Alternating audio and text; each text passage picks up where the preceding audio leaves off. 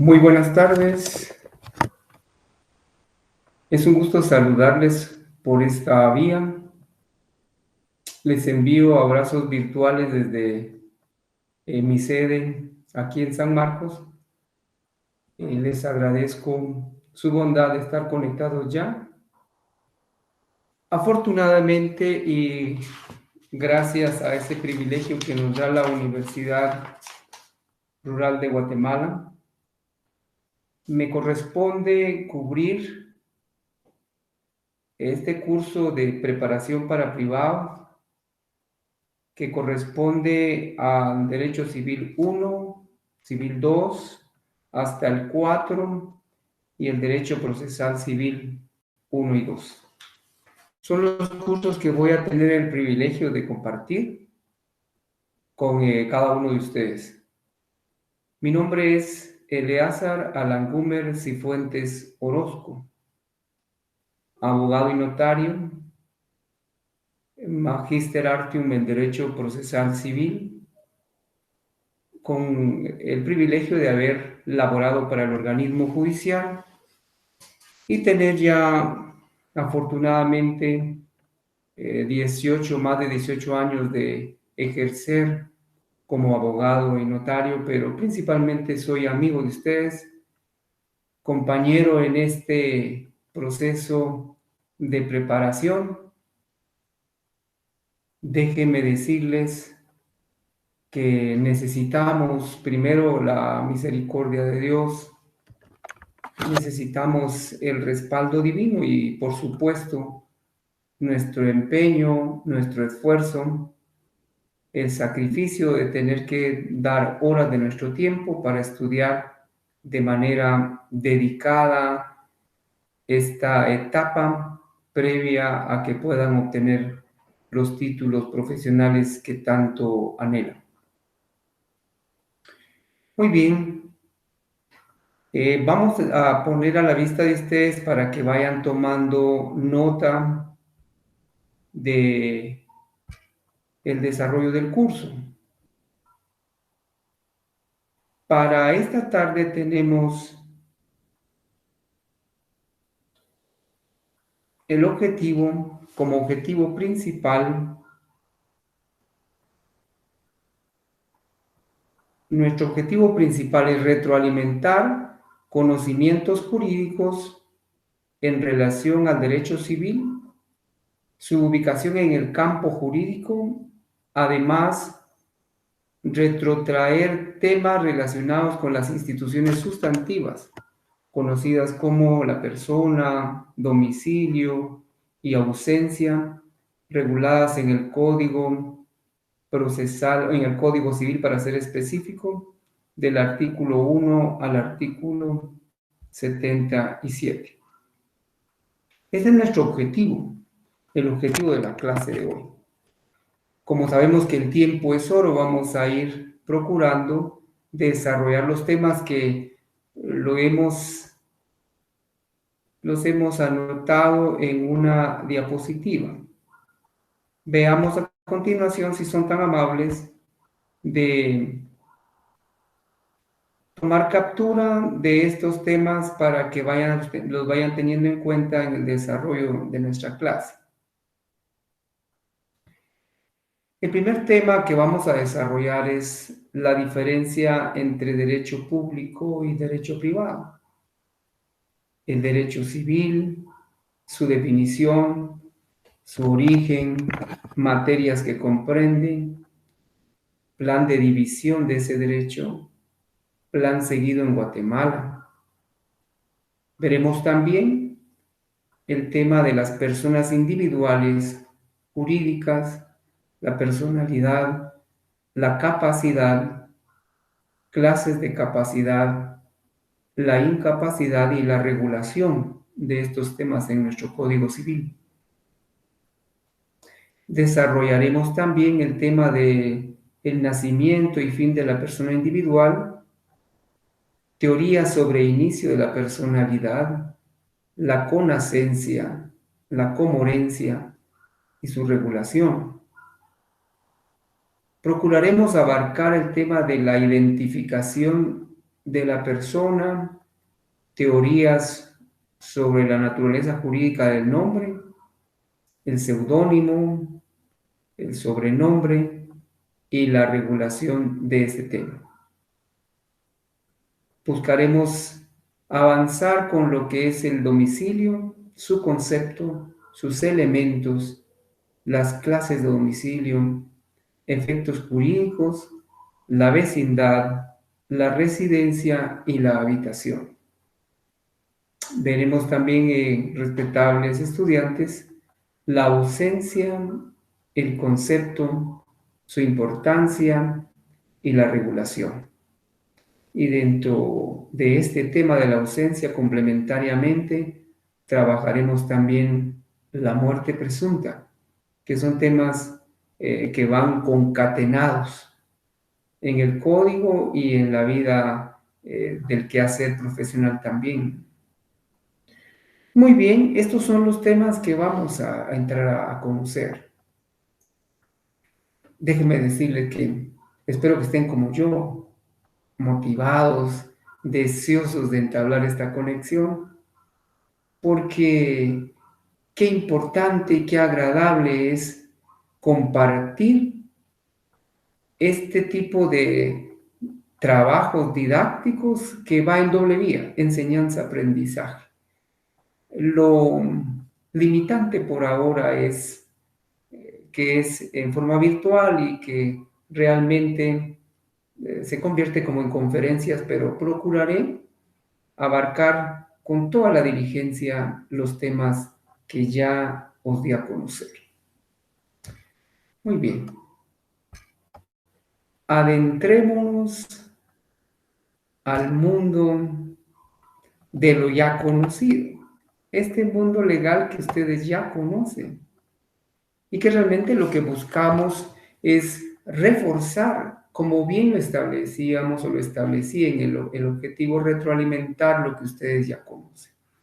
Por supuesto que no tenemos el conocimiento absoluto, hay temas que estoy muy seguro ustedes han leído a profundidad y que, bueno, cualquier circunstancia, cualquier necesidad de ampliar su contenido, pues con todo gusto pueden hacerlo, que realmente nos preparamos no para el examen, no sencillamente para un examen privado, nos preparamos para el ejercicio profesional.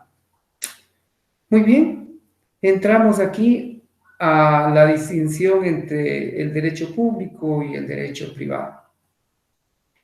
Déjenme introducir este tema primero, buscando en el conocimiento, en el vasto conocimiento de ustedes, con su permiso, una definición de derecho. Cuando hablamos de derecho, conceptualicemos derecho. Qué fácil es decir estudio derecho, me preparo en derecho, pero ¿qué es el derecho? Es una ciencia, es un conjunto de principios, de teorías, de normas que procuran la regulación de la convivencia entre gobernantes y gobernados, para procurar construir la paz social, la convivencia y, sobre todo, el bien común.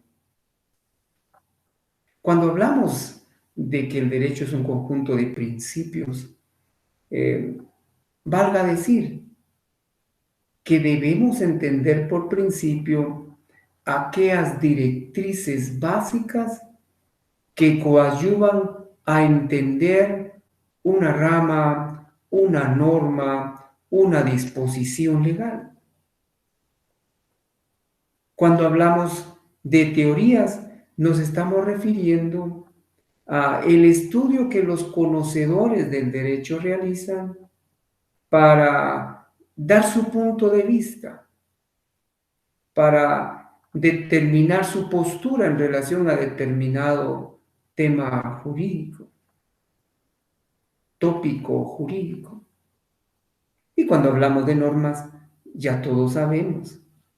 que son esas disposiciones legales que generalmente están constituidas de un supuesto jurídico y de una consecuencia jurídica. Entonces, ya sabemos o ya recordamos, mejor dicho, y estoy seguro que ustedes manejan conceptos también concretos de lo que es el derecho. Ahora bien, ¿por qué derecho público y por qué derecho privado?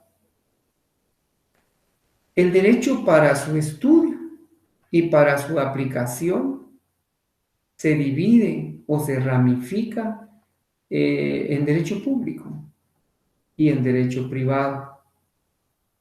Ahora bien, tenemos que buscar una diferencia entre esto y entender que cuando estamos hablando del derecho público, nos estamos introduciendo al ámbito donde el Estado es parte.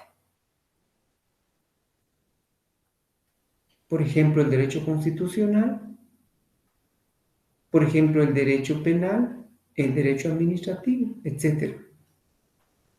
Y si platicamos o hablamos del derecho privado, concretamente nos estamos refiriendo a esas normas que regulan relaciones entre particulares y entre particulares y el Estado, personas individuales o personas jurídicas.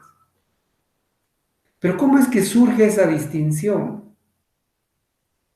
Realmente en los primeros estadios del desarrollo profesional o del desarrollo humano, y específicamente de la creación, de la convivencia que fue permitiendo el aparecimiento del derecho, no existía esa distinción, no existía esa división. Y un factor que fue sirviendo de base para dividir el derecho en público y privado fue el crecimiento del derecho romano.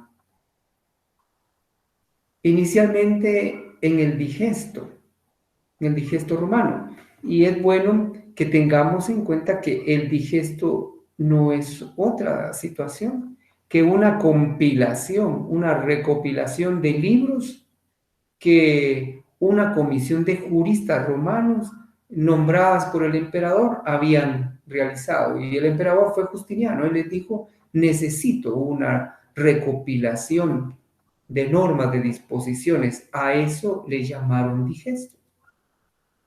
Y después aparece otra figura en el derecho humano, la instituta. Instituta.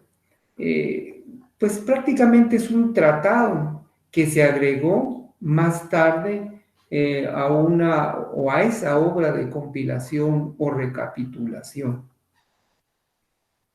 Aunque hubo controversias doctrinarias sobre esa división, sin embargo, allí con la instituta empezó a dividirse ese derecho público, a diferenciarse ese derecho público y el derecho privado.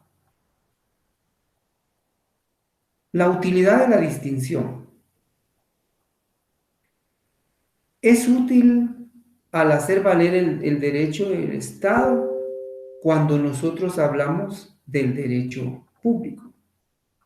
Entonces, el derecho público es aquel donde el Estado hace valer el interés de población, de territorio, etc. Por eso es un derecho público. Contrario sensum a lo que es el derecho privado, que se procura respetar, el fortalecer el interés de los particulares. Aunque hay normas ligadas, concatenadas, fusionadas, que hacen difícil esta diferencia entre derecho público y derecho privado. Dicen, bueno, ¿dónde termina el derecho público y dónde empieza el privado? Vamos a ver. Nos vamos a auxiliar y les suplico por favor que tengan su código civil, su código procesal civil, su código de comercio, su constitución política de la República de Guatemala, y les voy a pedir por favor que quede como una solicitud y como una tarea, que voy a ir mencionando cuerpos legales, códigos, decretos, etcétera, que ustedes deberán ir recopilando e incorporando para su estudio, para su formación. Por cuestión de tiempo no quise hacerles una descripción detallada de todo lo que los códigos o decretos que necesitamos, porque paulatinamente los vamos a ir refiriendo. Y creo que conforme se vayan refiriendo, para que sirvan de una manera complementaria a los temas que desarrollemos en nuestras distintas clases. Pero bueno, vamos al Código Civil. Yo tengo por acá mi código, supongo que ustedes también. Voy a ir a un artículo, el artículo 93 y 78 del Código Civil. ¿Por qué los llevo ahí? Porque para ver que algunos doctrinólogos tienen razón en decir que a veces es difícil, ¿verdad?, ver la diferencia entre el derecho público y el derecho privado. Muy bien. Tenemos el artículo 93 del Código Civil. Veamos. ¿Dónde encuentras la norma de derecho público? La diferencia entre ese derecho público y el derecho privado. Vamos a llevar la lectura de forma conjunta.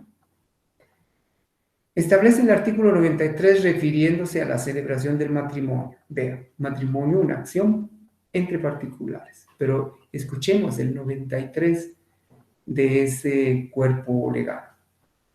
Las personas civilmente capaces que pretendan contraer matrimonio lo manifestarán así ante el funcionario o funcionario competente de la residencia de cualquiera de los cónyuges, quien recibirá bajo juramento de cada uno de ellos legalmente identificados declaración sobre los puntos siguientes, que hará constar en acta: nombres y apellidos, edad, estado civil, vecindad, profesión u oficio, nacionalidad y origen, nombre de los padres y de los abuelos, si los hubiera, ausencia de parentesco entre sí que impida el matrimonio, no tener impedimento legal para contraerlo y régimen económico que adopten, sino presentar en escritura de capitulaciones matrimoniales y manifestación expresa de que no están legalmente unidos de hecho con terceras personas. Bueno, es un acto eminentemente de derecho privado, pero que debe sujetarse a formalidades que la misma ley establece. Y luego, estas formalidades se concatenan con lo preceptuado en el artículo 47 de la Constitución Política de la República de Guatemala. Esa norma elemental, esa norma constitucional, determina cuáles son las condiciones para que el Estado, vea, ahí ya es derecho público, el Estado pueda proteger a la familia. Entonces dicen, bueno, ahí los estudiosos tienen razón que cuesta un poquito diferenciar el derecho público y el derecho privado, porque el Estado dice en el 47 de su Constitución, para que se pueda proteger jurídica, social y económicamente a la familia, es necesario que parta de 4 principios, y ahí los regula, que por tiempo no los voy a mencionar, pero entonces está el Estado allí como parte del derecho público y está el 93 del Código Civil. Allí es donde vemos esa dificultad de diferenciar las normas de derecho público con las normas del derecho privado. Bueno, sigamos, respetables estudiantes. Muy bien. Y ahora sí, al barco imaginario de nuestro derecho civil. Usted tiene su definición, aquí le comparto una. Rama del derecho privado, sin lugar a dudas. Consiste en el conjunto de principios, teorías, doctrinas y normas jurídicas que regulan lo relacionado a qué, a la persona, a la familia, a los bienes, la sucesión hereditaria, al registro de la propiedad y las obligaciones.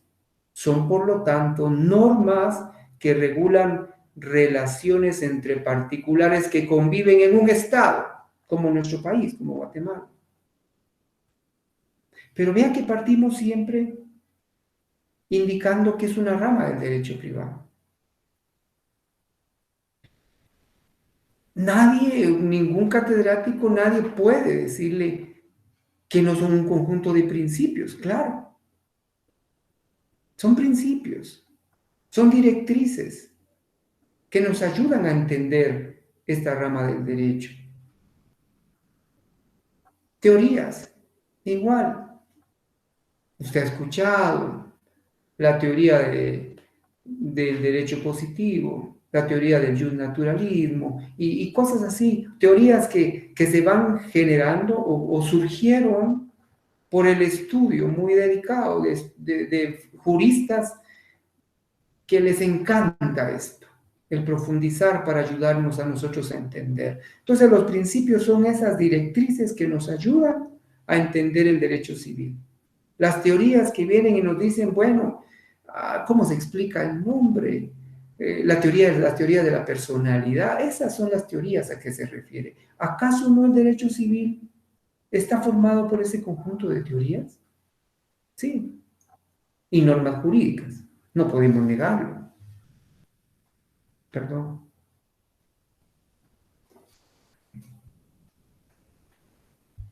Existen normas jurídicas del derecho sustantivo o derecho civil y sí regulan lo relacionado a la persona. Ya vamos a ver cómo nos adentramos a eso, a la familia, a los bienes, a la sucesión hereditaria y todo lo que el concepto tiene o la definición tiene. Y por lo tanto, esas normas regulan relaciones entre particulares que conviven en un estado, como les dije, que afortunadamente en nuestro caso es Guatemala. ¿Cómo se origina la denominación de derecho civil? Vamos, jóvenes. Viene del derecho romano, del jus civile. Ese jurista tan famoso del derecho romano, Justiniano, lo caracterizó como derecho de la ciudad o de ciudadanos, por eso decía jus civile, el derecho de los ciudadanos. Contrario al jus gentium, vea cómo los romanos fueron los que nos ayudaron a diferenciar derecho público y derecho privado.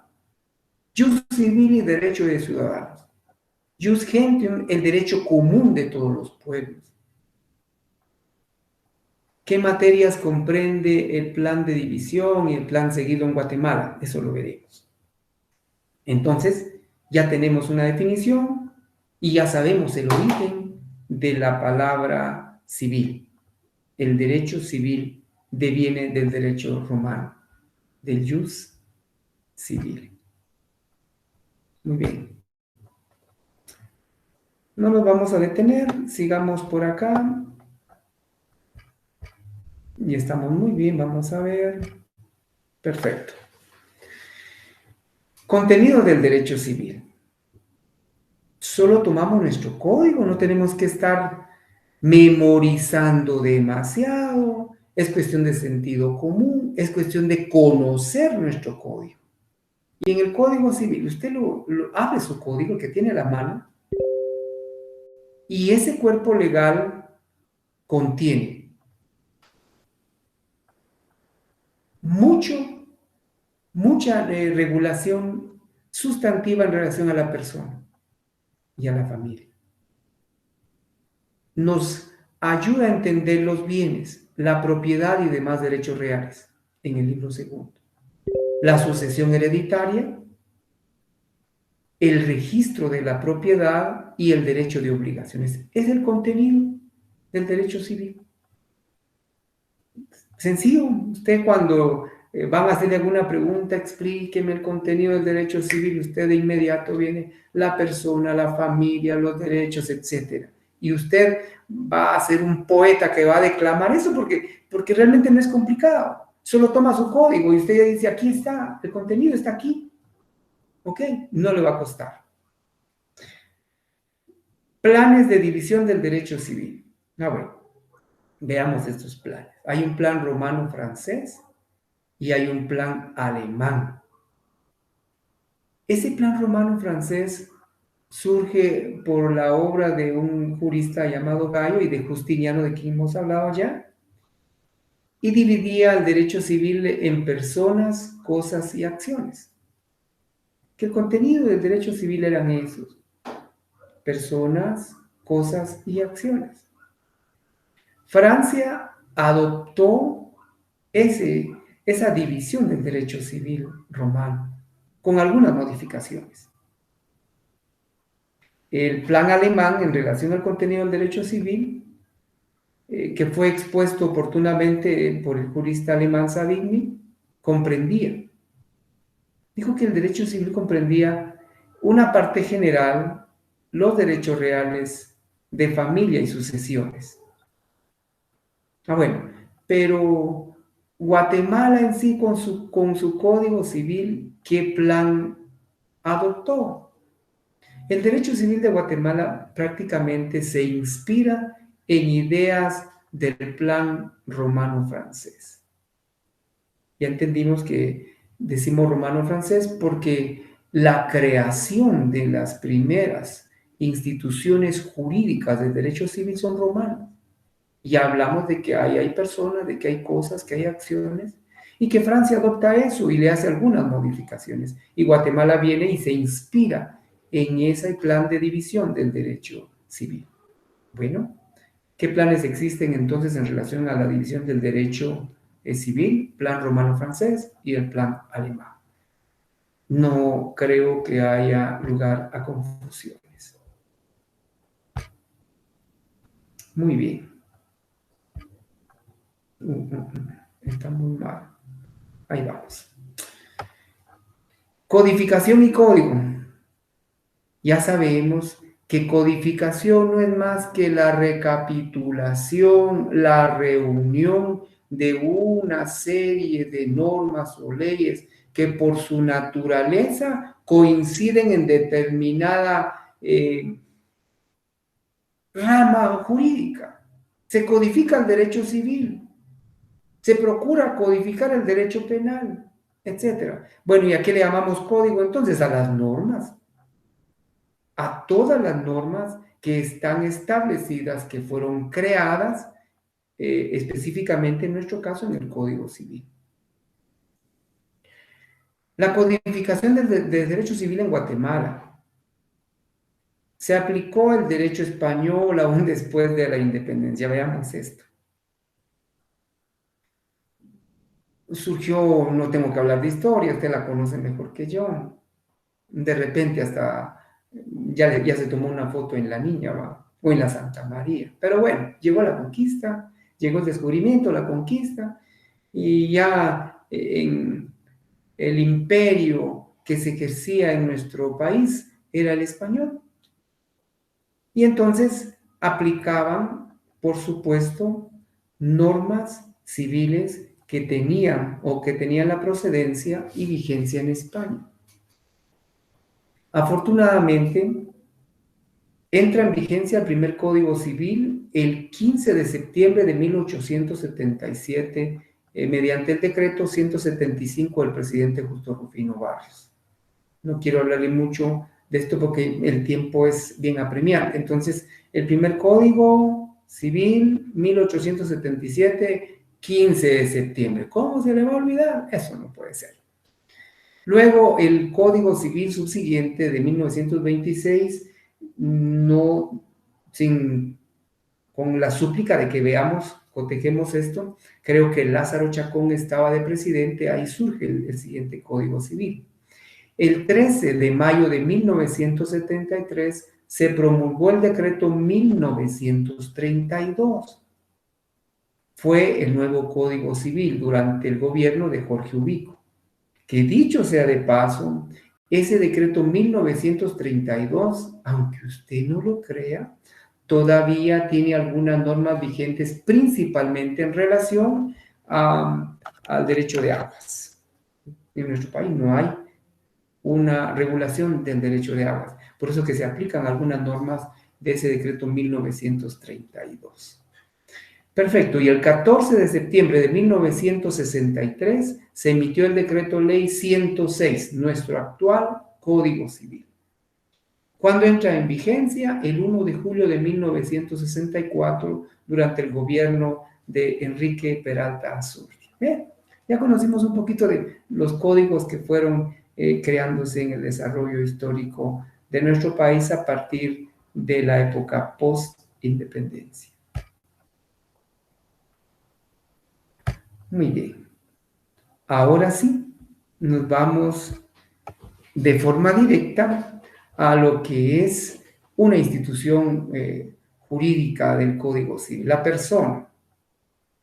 Empecemos porque la etimología es de origen latino, de persona, igual per y sono, as are, personare, dicen otros, y que significa al final sonar mucho.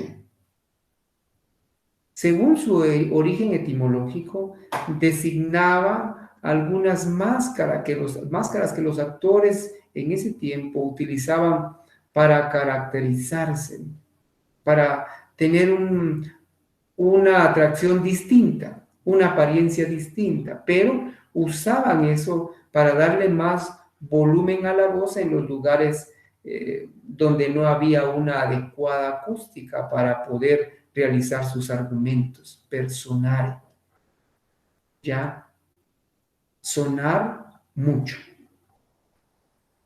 El concepto de persona, usted lo conoce, puede decirle sujeto de derechos y obligaciones, pero puede ampliar un poco y de alguna manera indicar que es todo ente jurídico capaz, persona, todo ente jurídico capaz, todo humano capaz de adquirir derechos y contraer obligaciones. Ente jurídico capaz. Y si la ley establece o la conceptualización utiliza capaz, es porque también pueden haber seres humanos que no tienen capacidad, pero de eso hablaremos después. Por ahora, persona es todo ente jurídico capaz de adquirir derechos y contraer obligaciones. ¿Qué clases de personas hay, jóvenes? Aló, ya vino en su mente. Personas físicas, individuales o naturales. Y están las personas jurídicas, morales, sociales, abstractas o colectivas. ¿Lo resumimos? Sí, personas individuales y personas jurídicas. No nos perdemos allí. Perdone que me tome mi sorbo, pero el platicar nos consume un poco de salir. Muy bien. Ahora vamos a continuar con este nuestro tema en relación a la persona. Y nos vamos a adentrar al tema de las personas individuales. Para eso, bueno, ya sabemos que es una persona, ya ente jurídico capaz de adquirir derechos y contraer obligaciones. Ya lo recordamos. Ahora bien, ¿cuál es el estado jurídico de la persona? Si nos preguntan, ¿cuál es el estado jurídico de la persona? No es más que la situación jurídica en que se encuentra una persona en relación a alguien o a algo. El estado jurídico es la situación jurídica de un ser humano en relación a alguien o a algo. ¿Y cuáles son los estados jurídicos de la persona? Estado jurídico de la persona está el estado de libertad, de nacionalidad, de familia. Y hablando de persona, vamos a imbuirnos ahora lo que es la personalidad. La personalidad es aptitud jurídica que le permite a una persona adquirir derechos y contraer obligaciones. Ah, bueno, la personalidad ya es la aptitud legal, ya es la aptitud legal que tiene una persona para adquirir esos derechos y contraer obligaciones. Licenciado, ¿y será que hay algunas personas que no pueden contar con esa aptitud jurídica? Sí, sí. Pueden ser los menores, pueden ser los interdictos, etcétera. Pero vamos a abarcar también el tema de la interdicción adelante. Ahora bien, ya dijimos que la personalidad, aptitud jurídica que permite adquirir derechos y contraer obligaciones. Esa aptitud es de una persona. Ahora bien, reitero, ¿cuáles son las teorías en relación al inicio de la personalidad? ¿Cuándo inicia la personalidad? ¿Cuándo? Veamos. Teorías del inicio de la personalidad. Está la teoría de la concepción. Por esta teoría se dice que la personalidad inicia con la concepción. Es decir, desde el momento mismo en que se da el apareamiento entre un hombre y una mujer y que fruto de ese apareamiento se da el estado, la fecundación ovular. Allí concibe el óvulo al espermatozoide, ahí concibe, entonces nace la teoría de la concepción. A partir de ese momento dice, ya hay personalidad. Pero hay otra teoría que dice, no puede ser posible, ¿no? Otra teoría dice, no, el nacimiento es la base. Esa teoría sustenta que la personalidad solo puede iniciar, solo puede surgir, pero cuando ya ha nacido una nueva persona, un nuevo sujeto. A ver, pero no se quedan allí, hay una teoría de la viabilidad, dice, no, hombre, no es la concepción, ¿cómo? No veo nada, y si no nace, ¿y quién conoce lo que hay dentro de un vientre?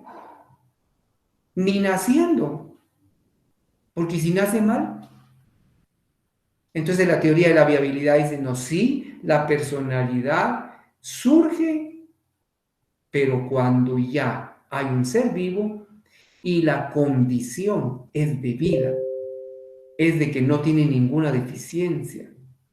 Esta teoría yo no mucho la comparto porque como que fuera un poco discriminatoria y no podemos hacer a un lado a seres con capacidades diferentes. Entonces, bueno, pero esa es una teoría. Tenemos razón con el concepto, ¿verdad? Que es un conjunto de teorías y aquí hay varias. Teoría de la concepción, del nacimiento y la viabilidad. Y para explicar la personalidad hay otra teoría, la ecléctica. Esa es la que adopta nuestro Código Civil en su artículo primero. Este hace una combinación de las teorías que ya mencionamos.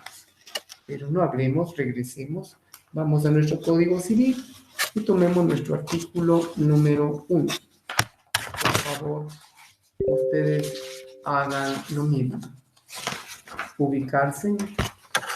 Y el artículo número del Código Civil establece: la personalidad civil comienza con el nacimiento y termina con la muerte.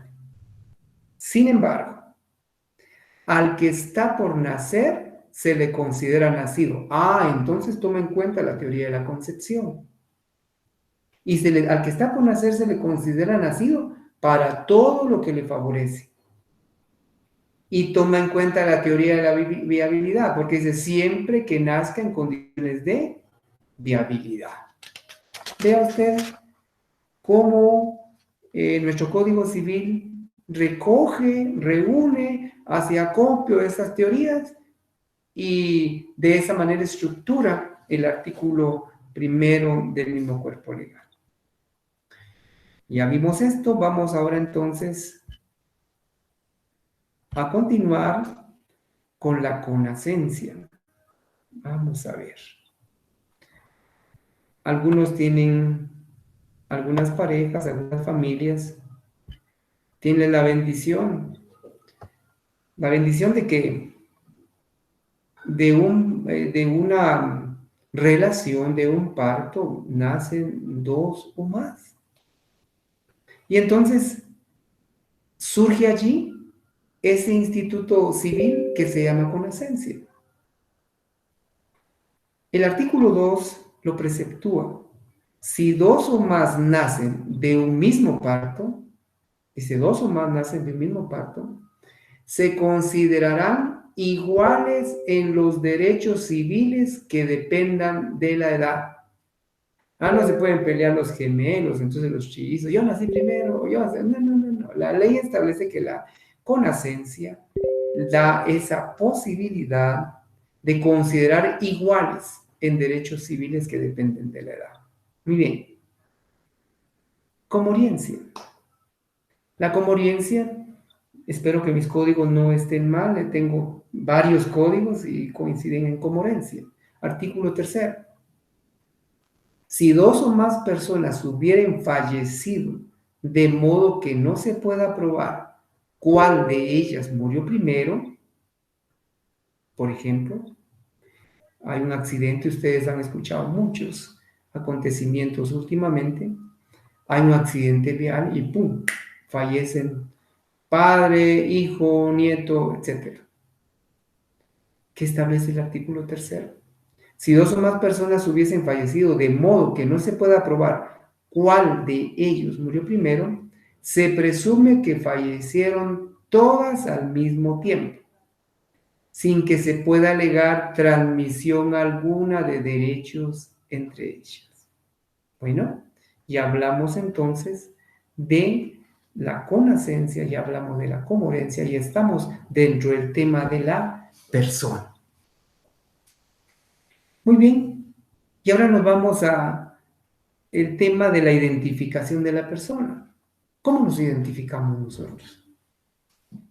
¿Por lo chispudo, por lo jugador, por el platicador? No, nos identificamos por el nombre. Nos identificamos por el nombre. Eso nos identifica. Que no lo creo. Artículo 4, Código Civil. La persona individual se identifica con el nombre con que se inscriba su nacimiento en el registro civil, el que se compone de nombre propio y del apellido de sus padres casados. Nótese que no dice primero del padre y segundo de la madre, no lo dice. De repente sea un punto de tesis usted, pero dice, se compone el nombre de nombre propio y apellidos de los padres casados o del de sus padres no casados que la hubieran reconocido. Los hijos de la madre soltera serán inscritos con los apellidos de esta. Muy bien. Y así continúa la norma. Vemos que tiene un párrafo más. Los hijos de padres desconocidos serán inscritos con el nombre que les dé la persona o institución que los inscriba. En el caso de los menores ya inscritos en el registro civil con un solo apellido, la madre o quien ejerza la patria potestad podrá acudir nuevamente a dicho registro a ampliar la inscripción correspondiente para inscribir los dos apellidos. Y así seguimos con lo del nombre. Incluso ya sabemos también que si solo fue inscrito con el apellido de la madre porque no estaba el padre por alguna circunstancia, también puede ir y proceder previo cumplir con los requisitos que establece el Registro Nacional de las Personas a reconocer y agregar el apellido a ese menor. Pero, ¿qué pasa con el nombre? Hay algunas circunstancias. La ley establece que constante y públicamente use nombre propio o apellido distintos del que consta en su partida de nacimiento, o use incompleto su nombre, u omita alguno de los apellidos que le corresponden, puede establecer su identificación por medio de declaración jurada, hecha en escritura pública, por la misma persona si fuere mayor de edad o por sus padres que ejercieren la patria potestad. También podrá hacerse por cualquiera que tenga interés en la identificación conforme al procedimiento establecido por el Código Procesal Civil y Mercantil. Entonces, a veces hay personas que utilizan un nombre, pues, distinto al que está en su partida. Eh, Conocemos un sinfín de casos. Digamos, una señora que se llama Maximina Velázquez, pero su nombre usual es Rosita. ¿Qué hacemos? Ya la norma es bien clara, se trabaja una declaración jurada contenida en escritura pública y allí puede hacerse constar el otro nombre. Es una identificación de persona. Esa escritura se le extiende un testimonio al interesado para que vaya al registro y procedan a hacer la anotación correspondiente. Bueno, con el nombre nos entretuvimos un poquitito y vamos a continuar. Veamos, tenemos algo también en relación al nombre. ¿Se puede cambiar el nombre usted? Sí, sí se puede. Pero veamos cómo. Las personas no pueden cambiar su nombre sino con autorización judicial. Ah, bueno. La persona a quien perjudique un cambio de nombre puede oponerse a la pretensión del solicitante. Es la forma o en la forma que dispone el Código Civil, Procesal Civil y Mercantil. Se pueden realizar cambios de nombre. Esto sucede frecuentemente en el ejercicio de la profesión.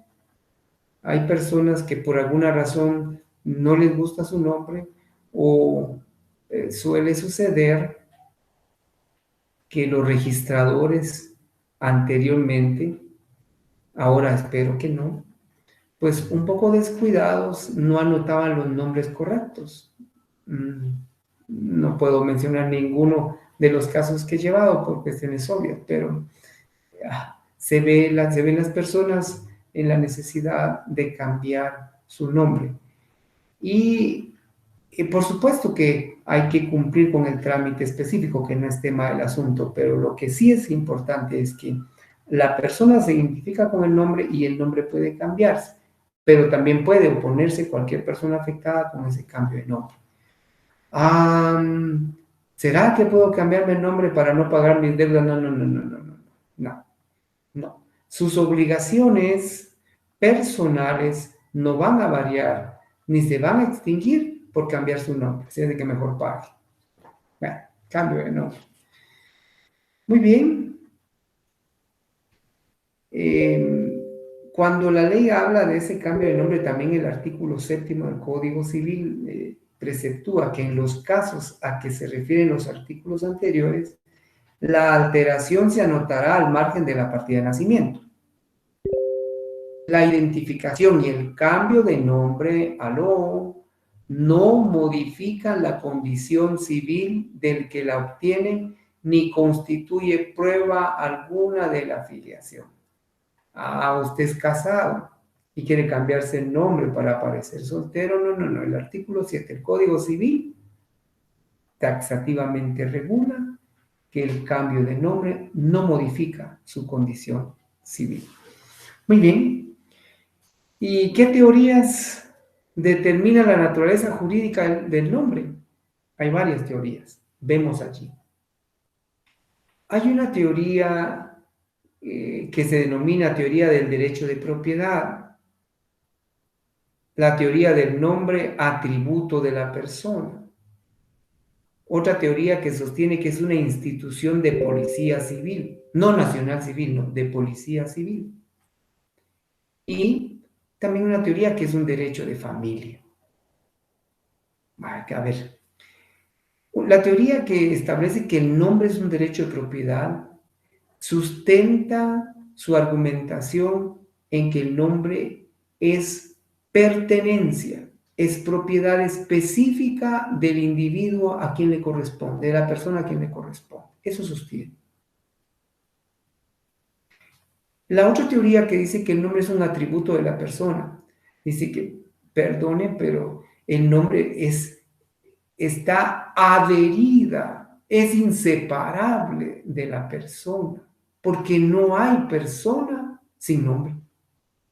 Es atributo entonces de la persona, según esa teoría. Y luego está la teoría que dice que el nombre es una institución de policía civil. ¿Por qué razón?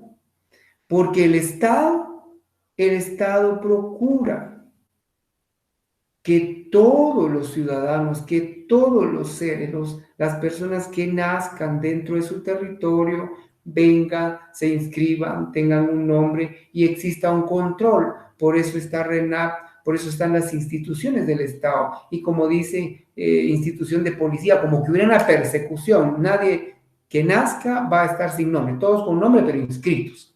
Por eso esa teoría se denomina de institución de policía. Bueno, dejamos las teorías ahí en relación a la naturaleza jurídica del nombre. Veamos ahora los caracteres del nombre. Caracteres del nombre. Es oponible contra todos, por supuesto. ¿Por qué razón? Piensa en su nombre. Yo pienso en el mío. Oponible contra todos. Eleazar, Alangumen, Cifuentes, Orozco, ese solo soy yo. Y mi nombre es oponible a otros. Oponible a todos. A todos. Que a alguno se le ocurra algún homónimo es otra cosa, pero una característica es que es oponible a todos. No negociable. No se estima en dinero. El nombre expresa relación de familia, por supuesto. Mis apellidos, Cifuentes, Orozco, devienen de dos familias. Entonces expresa esa relación de familia. Oponible a todos, no estimable en dinero, expresa relación de familia, obligatorio, por supuesto, porque desde que fui concebido y usted fue concebido, esté donde esté, estoy seguro que su papá ya pensaba en el nombre. Así le pusieron Herculano, Heliodoro, pues así le quisieron poner. A mí me pusieron Eleazar y tiene buen significado. Si hay algún tocayo por ahí, Eleazar significa a quien Dios siempre ayuda, pero entonces el nombre es obligatorio. De objeto inmutable, ya hablamos, esto es un poquito discutible porque podemos cambiar el nombre, pero como carácter es importante tenerlo que el nombre es inmutable, generalmente. Imprescriptible, no prescribe. Por 10 años tendré ese nombre, después no es imprescriptible. Es intransmisible. Bueno, yo decido si mi nombre se lo pueda asignar o identificar a un hijo con ese mismo nombre. ¿Entienden? Pero la característica es de no transmisibilidad del nombre. Y seudónimo y sobrenombre. El seudónimo es un nombre que de una forma individual y voluntaria la misma persona se asigna. Por ejemplo, el Buki, un seudónimo que él se atribuyó. No va a preguntar quién es el Buki, que yo solo he escuchado por ahí. Sí, sí lo sé y usted lo sabe también. Seudónimo. Y así, qué sé yo, hay artistas, Napoleón, por ejemplo, no sé si ese sea su nombre, pero más creo que es un seudónimo. Pero eso es voluntario. La misma persona decide asignarse ese seudónimo. El sobrenombre. Esto es en contra de su voluntad y otras personas por las características suyas, por su inclinación futbolística, por sus hábitos. Bueno, no sabemos por qué, pero estoy seguro que terceras personas en contra de la voluntad del afectado o de la persona a quien le van a atribuir ese otro nombre, por eso le llaman sobrenombre. Le ponen el clicas. Mire usted qué nombrecito. Ahí va el manitas, en cualquier ámbito en que me he trasladado, me he movilizado, he escuchado que los taxistas tienen muchos apodos. Escuché a uno que le pusieron de sobrenombre tumba falsa, usted. Mire, Hitler, que en paz descanse va. Pero bueno, entonces el sobrenombre es la imposición en contra de la voluntad de una persona de un nombre que ni quiere, que ni acepta, pero terceros se lo agregan. Bueno, ya hablamos de nombre, de seudónimo, de sobrenombre. Ya hablamos de la teoría que determina la naturaleza jurídica del nombre y de las características del nombre. Continuemos porque el tiempo es oro y va rapidito. Muy bien. Una institución jurídica que la hemos estudiado muchas veces y la vamos a ver así rapidito es la capacidad. La capacidad es la aptitud que se deriva de la personalidad. Es la facultad de adquirir derechos y contraer obligaciones. Capacidad. Todos, en este caso los que estamos interactuando por esta vía, tenemos capacidad. Deriva de la personalidad, y la personalidad no me va a decir que no sabe, usted ya sabe hasta las teorías. Entonces, la capacidad es la aptitud que se deriva de la personalidad, y es esa facultad de adquirir derechos y contraer obligaciones. Ahora bien, ¿qué clases de capacidad hay? De goce y de ejercicio. Capacidad de goce la tenemos todos, desde pequeñitos, los que tengan problemas mentales, los que tengan, qué sé yo, alguna deficiencia, tienen capacidad de goce. Ahora bien, capacidad de ejercicio, eso es distinto. Capacidad de goce es que yo pueda tener esa actitud de adquirir derechos y obligaciones, pero ¿será que un niño puede hacer valer esa capacidad? ¿Podrá un niño? ¿Podrá una persona con problemas mentales? Veamos, leamos el artículo 8 del Código Civil siempre. La capacidad. La capacidad para el ejercicio de los derechos civiles se adquiere por la mayoría de edad. Son mayores de edad los que han cumplido 18 años. Los menores que han cumplido 14 años son capaces para algunos actos determinados por la ley. Bueno, entonces la capacidad de goce la tienen todas las personas en un país, pero la capacidad de ejercicio ya se ejerce a la mayoría de edad, con las excepciones que ya escuchamos. Sigamos viendo este tema. Clases de capacidad de ejercicio. Ahora dividamos la capacidad de ejercicio. Absoluta, mayores de edad. Relativa, menores de edad, mayores de 14 años, y ahí vemos varios artículos que nos pueden apoyar para ver la capacidad relativa. El artículo 8 nos ayuda, veamos. El primer párrafo del artículo 8 del Código Civil establece: la capacidad para el ejercicio de los derechos civiles se adquiere por la mayoría de edad. Esa es una capacidad de ejercicio absoluta, indiscutible. Pero una capacidad de ejercicio relativa es la de los menores. Segundo párrafo, artículo 8. Tercer párrafo. Los menores que han cumplido 14 años son capaces para algunos actos, para el ejercicio de algunos actos determinados por la ley. Y allí muy bien nos podemos ir al artículo 218, nos podemos ir al artículo 259, 303 del Código Civil, al 150 del Código de Trabajo. Vamos, tomemos un ejemplo más. Tengo mucho que desarrollar, pero veamos, tomemos un ejemplo más. El artículo 218. Vamos a ver. Usted también teniendo su código ahí a la vista, por favor. Dice, la mujer mayor de 14 años sí tiene la capacidad civil necesaria para reconocer a sus hijos, sin necesidad de obtener el consentimiento a que se refiere el artículo anterior. Pero veamos, busquemos en otro de nuestros códigos, por favor. Le pido si tiene otro código ahí para que juntamente conmigo veamos si esta norma está vigente.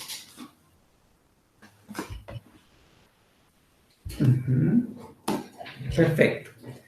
Tengo otro código de reciente publicación y voy al artículo 218.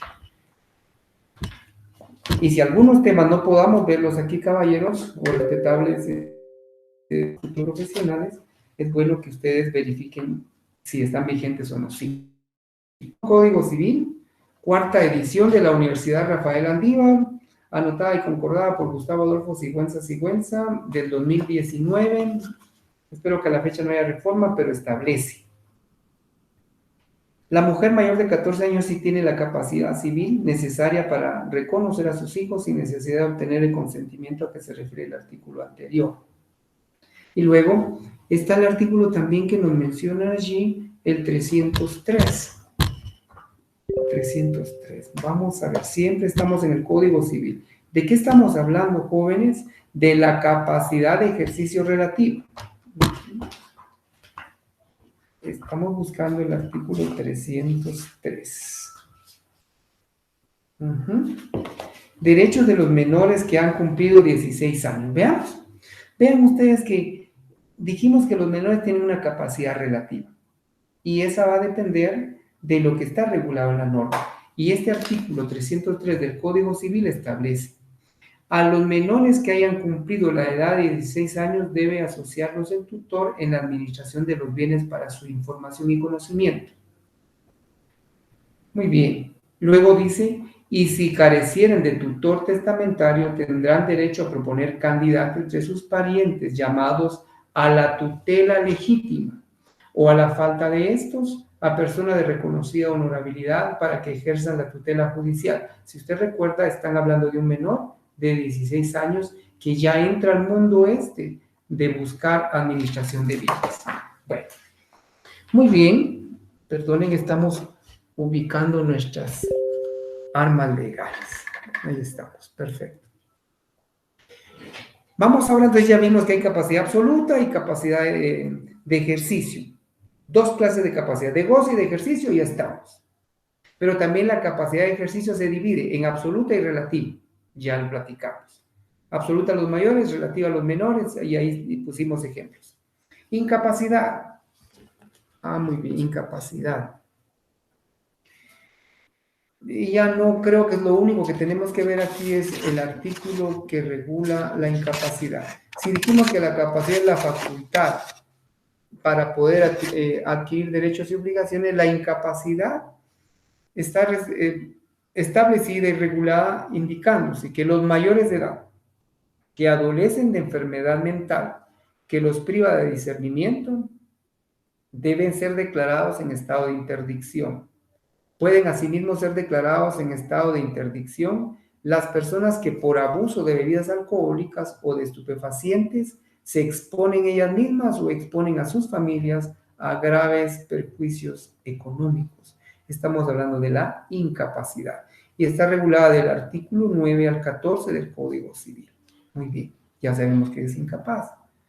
La persona que por sí no puede adquirir derechos y contraer obligaciones.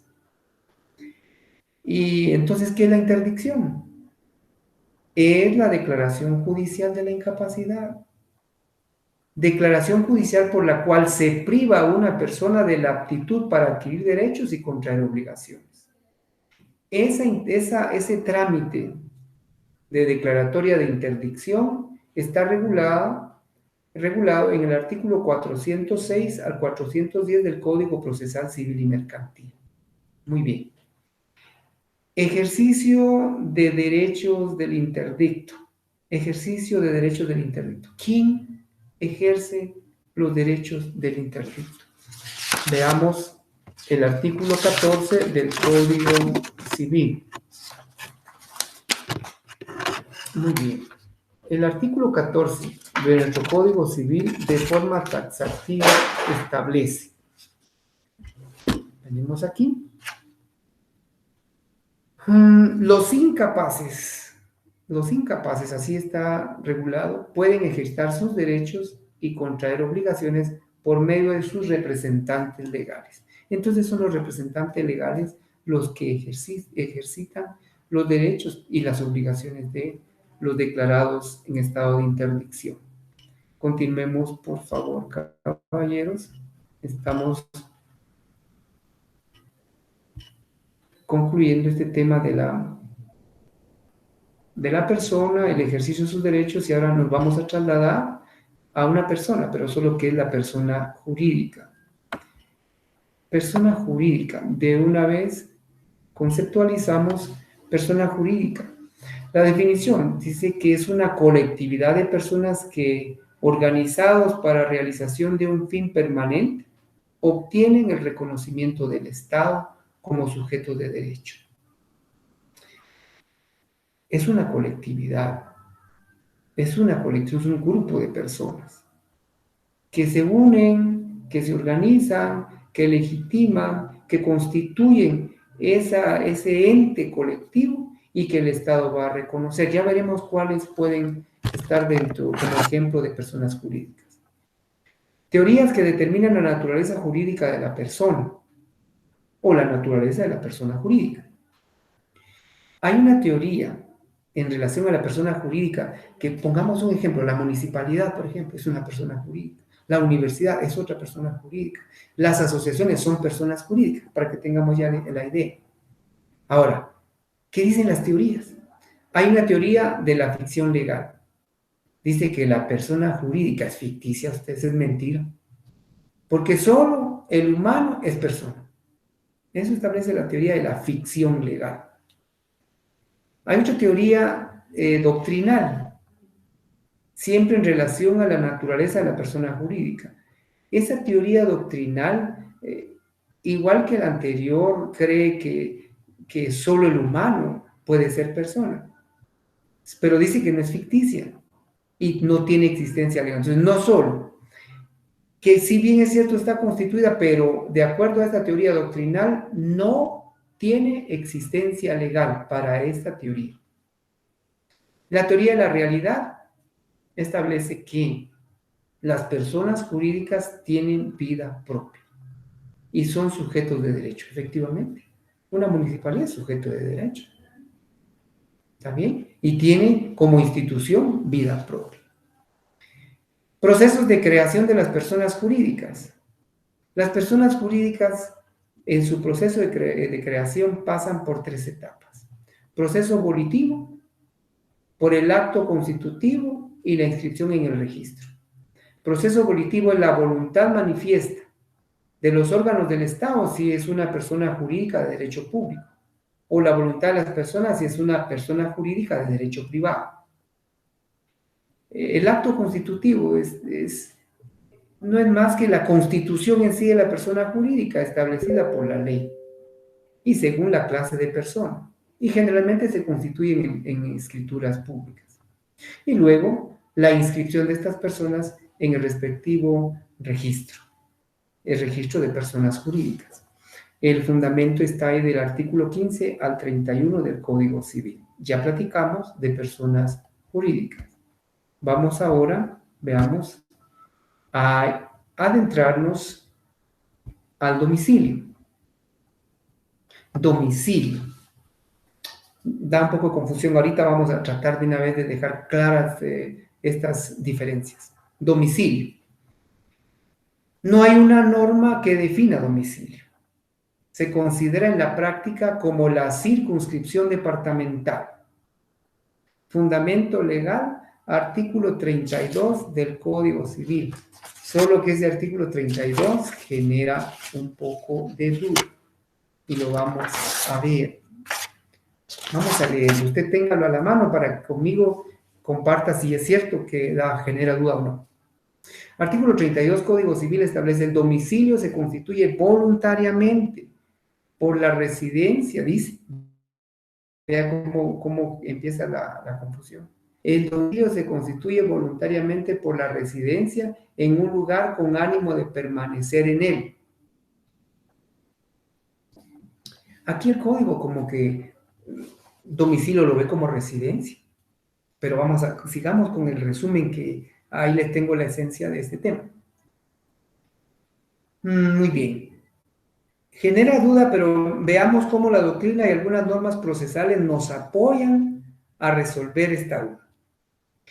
Veamos aquí. Elementos del domicilio.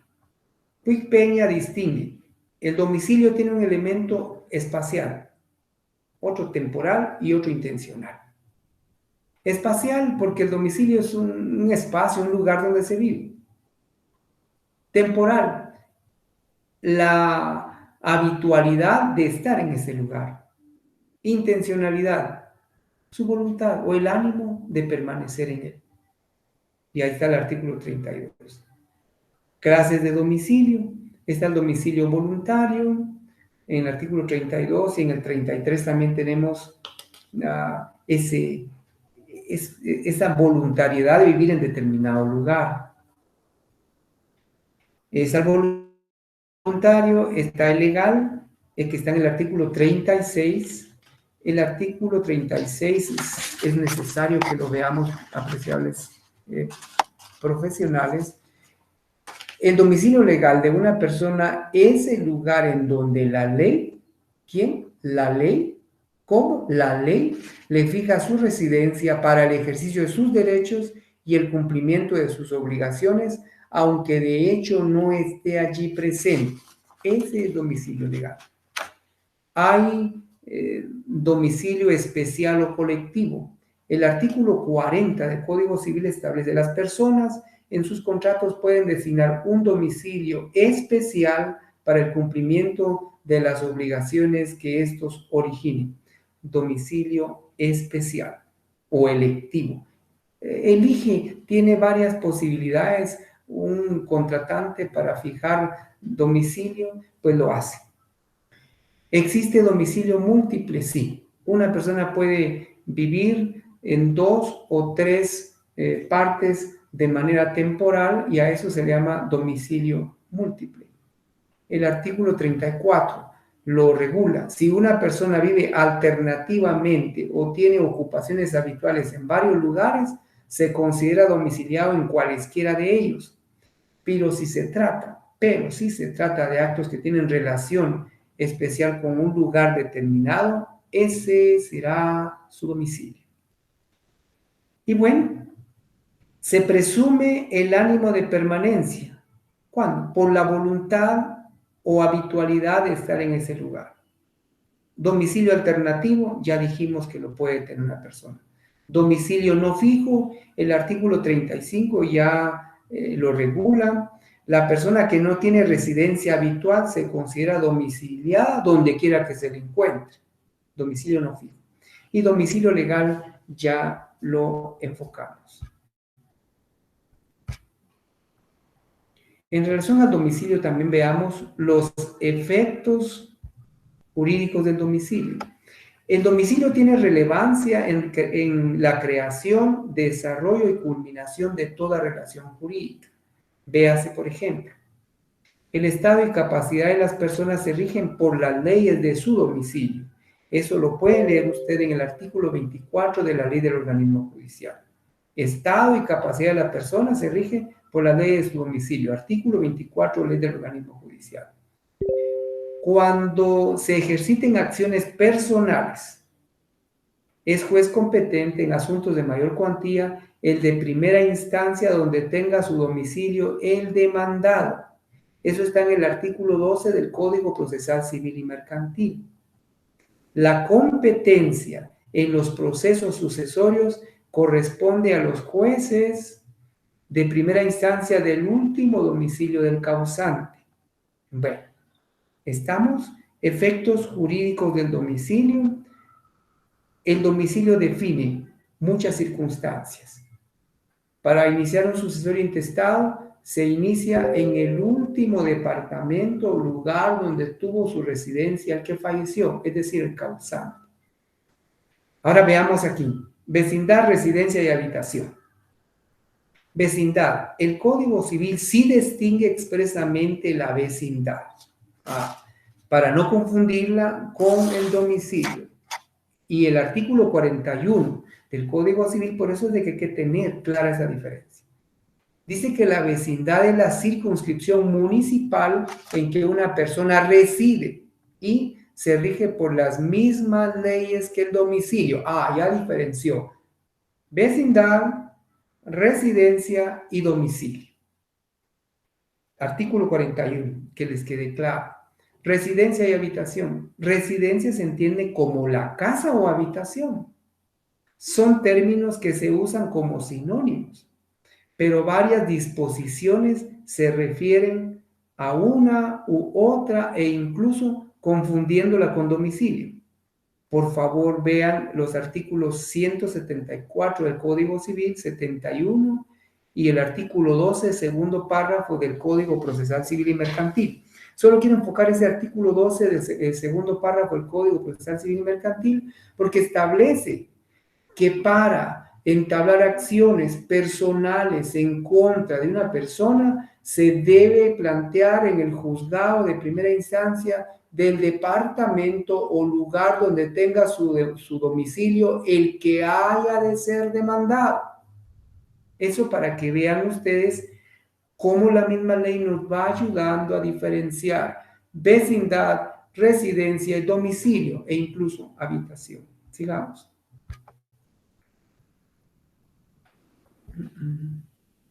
Muy bien. Ahora a la ausencia. Ausencia. Caballeros.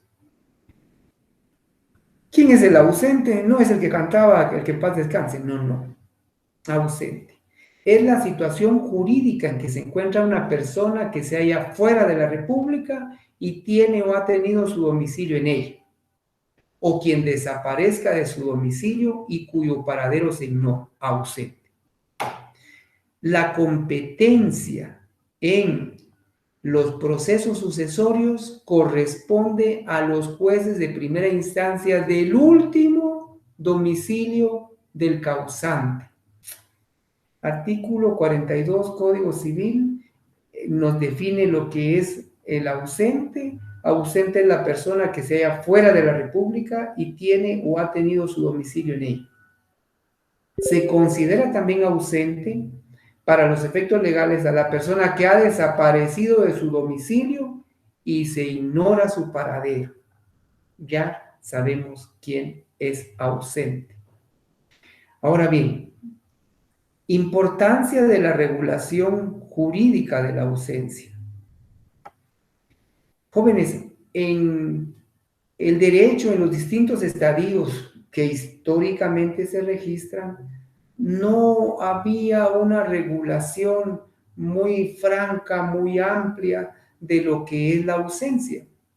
Y eso, respetables profesionales, se debe a que con anterioridad las relaciones comerciales, las relaciones profesionales, las comunicaciones realmente eran bien limitadas. Los que ya estamos jóvenes, los que estamos patojos y que nacimos en los 80, en ese tiempo, para saber dónde estaba una persona, había que ir a buscarla a su casa, montar vehículo. Bueno, y algunos en el oriente, pues su caballo, pero bueno, no había tanta, digamos, necesidad de regular la ausencia. Sin embargo, ahora o actualmente, con el desarrollo de las comunicaciones, con el tráfico comercial, etcétera, sí es importante que exista una regulación jurídica de la ausencia. Y todo por esa proyección cosmopolita, por esa interrelación de un país a otro, de un continente a otro, de las personas que hacen necesaria la regulación de la ausencia como instituto jurídico. ¿Qué ausencias, qué clases de ausencia, mejor dicho, existen? Material, legal, simple y calificada. Clases de ausencia. Clases de ausencia. ¿Estamos?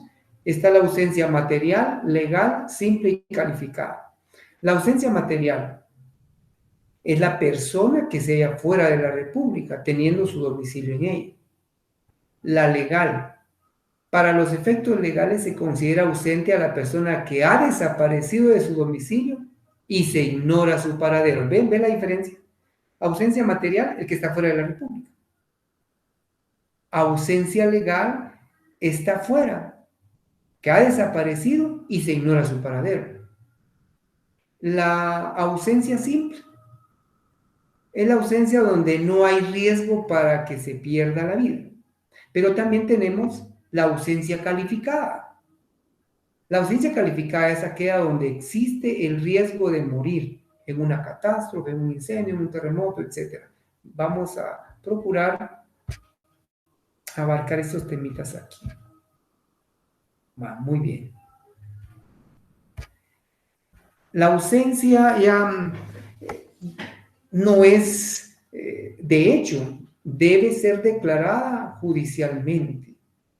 La declaratoria de ausencia está regulada en el artículo 411 al 417 del Código Procesal Civil y Mercantil. Déjeme por lo menos ver este artículo 411. Muy bien. El artículo 411 del Código Procesal Civil y Mercantil establece: pedida la declaratoria de ausencia, el juez, con intervención del Ministerio Público, ahora ya sabemos que es de la Procuraduría General de la Nación, mandará a recibir información que compruebe lo siguiente. Y ahí está lo que como requisito establece el artículo 411 para darle trámite a la solicitud de declaratoria de ausencia. Bueno, y ¿cuál es el objeto entonces de la declaratoria de ausencia? No está alguien, se fue del país, no sabemos dónde se encuentra. ¿Por qué cuál es el objeto de pedirle a un juez que declare la ausencia? El objeto es uno: nombrar defensor judicial al ausente. Ese es el objeto. ¿Quién podrá ser defensor judicial? ¿Quién puede ser defensor judicial? El apoderado, si hubiere dejado.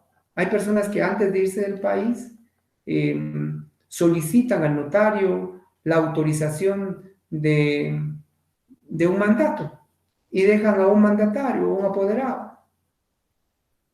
Entonces, si existe apoderado, si antes de irse del país, si antes de desaparecer, dejó su apoderado, él puede ser exactamente su defensor judicial. También puede serlo alguna otra persona de no dice notoria, hay que corregir eso por favor, notoria honradez, persona de notoria honradez. De una vez, porque si no, estamos, descuidamos eso, perdón. Muy bien, de notoria honradez. También puede ser nombrado como defensor judicial. Podrá ser defensor judicial el apoderado si hubiere, por supuesto, o personas de notoria honradez o arraigo, por supuesto. Está en el artículo 45, lo enfatizamos. ¿Quién puede denunciar o quién debe denunciar? La ausencia. Si el ausente tuviere bienes que deban ser administrados. Si hay bienes, veamos, artículo 47. Cuando el ausente tenga bienes que deban ser administrados, cualquier persona capaz o la Procuraduría General de la Nación, por favor tengan en cuenta el decreto 2597. ¿Aló? Decreto 2597 es tema de estudio y de revisión. Establece el artículo 47 del Código Civil entonces que cuando el ausente tenga bienes que deban ser administrados, cualquier persona capaz o la Procuraduría General de la Nación pueden denunciar la ausencia. ¿Para qué? para solicitar el nombramiento del guardador de sus bienes. Perfecto. Vemos esto entonces, si hay bienes, ¿quién puede solicitar la declaratoria de ausencia? Declaración de la ausencia. El artículo 49 del Código Civil establece: la ausencia debe ser declarada judicialmente. Ah, bueno, no por notario, ¿verdad? Debe ser declarada judicialmente. Concluido el procedimiento respectivo y hecho el nombramiento definitivo de guardador, ya vimos que el guardador es la persona a quien se le va a encargar el cuidado, la protección de los bienes del ausente. Entonces, la persona designada entre las que menciona el artículo que precede recibirá los bienes llenando previamente los requisitos legales y asumirá la representación del ausente, cesando en su cargo el defensor específico y el depositario provisional. ¿Ok? Llega el guardador y en ese supuesto jurídico, en este supuesto sustantivo, sustituye, de ser así, al defensor específico y al depositario provisional. Administrador cumplirá con formalidades para enajenar bienes o gravarlos. Bueno, administrador de bienes por parientes primero, abarquemos ese tema. Artículo 55. Vamos a ver. La administración de los bienes podrá ser solicitada y ejercida por el cónyuge e hijos del ausente, y a falta de ellos, por los parientes consanguíneos, el orden de la sucesión que establece la ley. Entonces se puede administrar los bienes por familiares, sí se puede hacer por parientes. Hay que leer los artículos 55, 56, 59 del Código Civil. ¿Y qué sucede si un administrador quiere disponer o enajenar de bienes? Pues la respuesta la da el artículo 60 del Código Civil. El administrador no podrá enajenar ni gravar los bienes del ausente.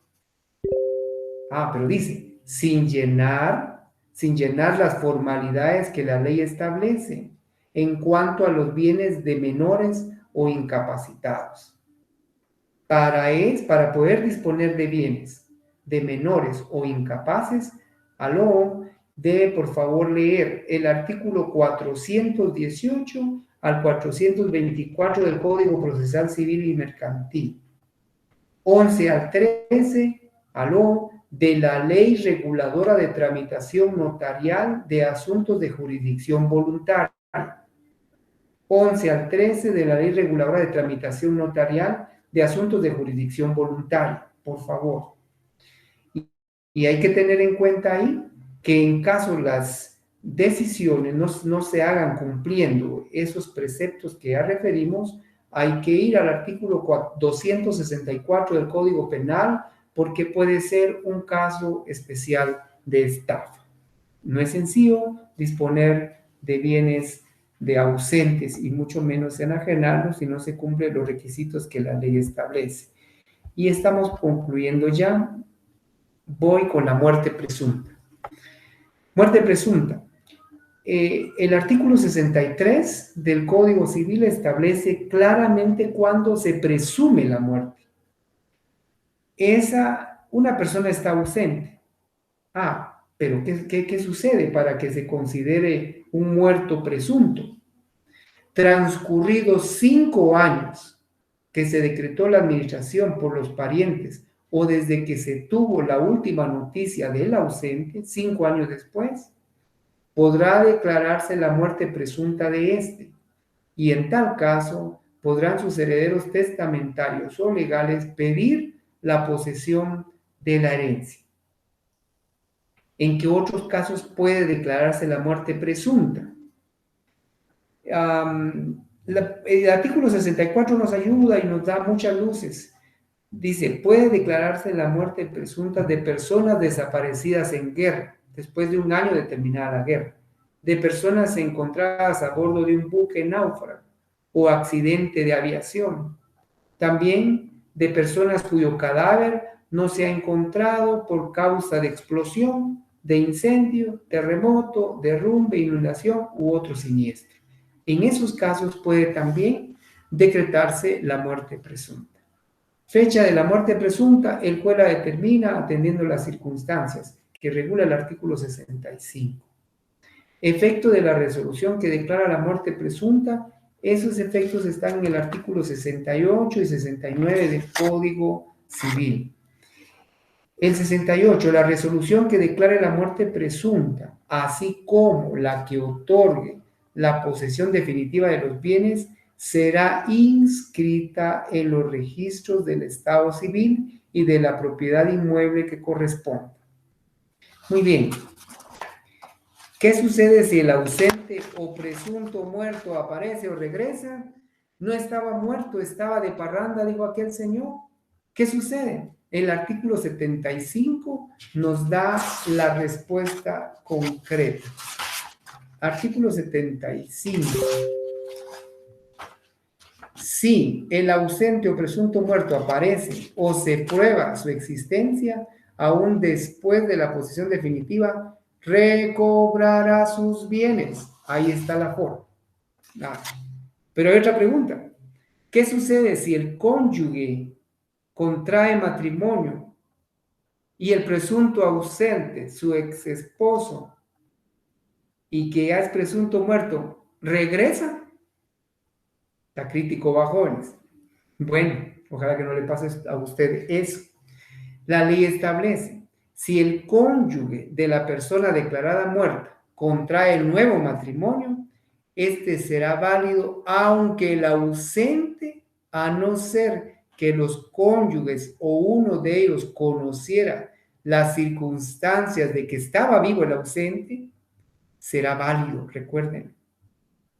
En este caso, la acción de nulidad corresponde al ausente o al cónyuge que haya ignorado. Bueno, si el nuevo esposo se hizo el desentendido y ya sabía que el presunto ausente y presunto muerto estaba vivo, puede plantearse nulidad por haber omitido ese conocimiento. Bueno, muchas gracias, muy amable a todos. Les ruego, por favor, sean diligentes y lean, amplíen lo que les compartimos. Hasta aquí concluimos con la clase de esta fecha. Si Dios lo permite, esperamos vernos en la próxima semana. Dios los guarde. Buena tarde y con permiso.